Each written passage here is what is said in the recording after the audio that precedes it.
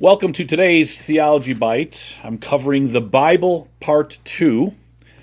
And today we're going to cover how the Bible was translated, how it has been translated over the centuries, how it is translated. All right. The next video, Part 3, will cover how the 66 books of our Bible were collected and how we decided on those 66 books. So that'll be happening in the next video. So how has the Bible been preserved and translated? The bottom line question here is, can we have confidence in the translations we have, right? Well, how is the Bible translated? It's been translated with great care and precision. That's the short answer, all right? Let me take you through the false translation process. All right, this is what is believed to be, by many people, how the Bible is translated. And think of the old telephone game that we play when you're growing up, and the one person is told what the sentence is, and they convey that to the next person conveys it, and so on. And a lot of people think that's how Bible translation has occurred over the centuries, and that we can't trust what we have, that it's been corrupted. The text in our Bibles today has been corrupted, and it's not accurate to the original text, and so on. So that is a false notion. Let me take you through that just visually.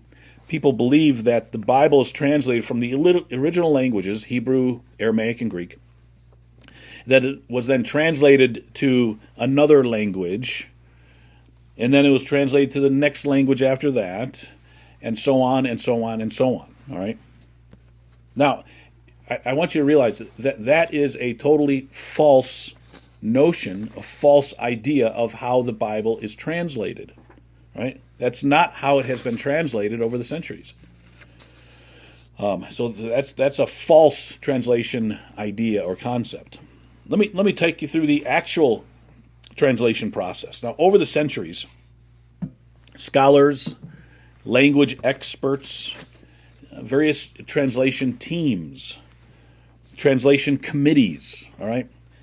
They will gather together to create a new translation, right? Either a new language or they're updating a language because how we speak changes over the decades, right? And they will gather together, and a team or a committee of these language experts and Bible scholars and historians and so on will gather together, and they will work for years at this new translation of the Bible into a particular language. It's a very careful and deliberate process. Those translation teams take the original languages of Hebrew, Aramaic, and Greek, and then they translate it directly to the language of the translation. All right? So our English Bibles have been translated from the original languages of Hebrew, Aramaic, and Greek. German Bibles have been translated from the original languages, Hebrew, Aramaic, and Greek, right into German, and so on, and so on, and so on.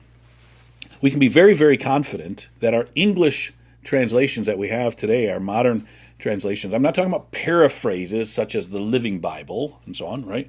But translations, we can be very confident that they are accurate, very, very accurate to the original text.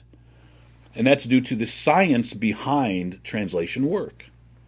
Another huge factor which gives us great confidence, really, in the accuracy of our modern translations to the original text is the tremendous number of ancient manuscripts and the textual fragments that archaeologists have discovered over the centuries.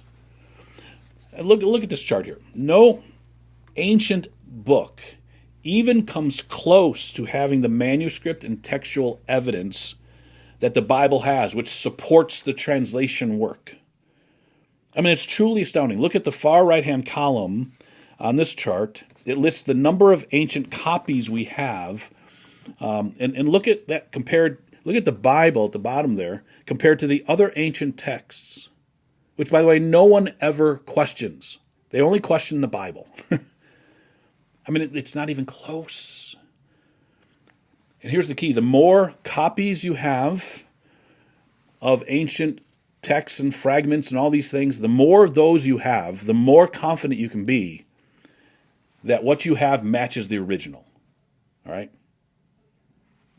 Now, we as Christians would believe this is a miraculous work of God in preserving His Word over the centuries. Both the Old Testament and the New Testament, we believe that very strongly. And so this is something that points to that. So that's the translation process and why we can be so confident that the translations we have are accurate to the original text.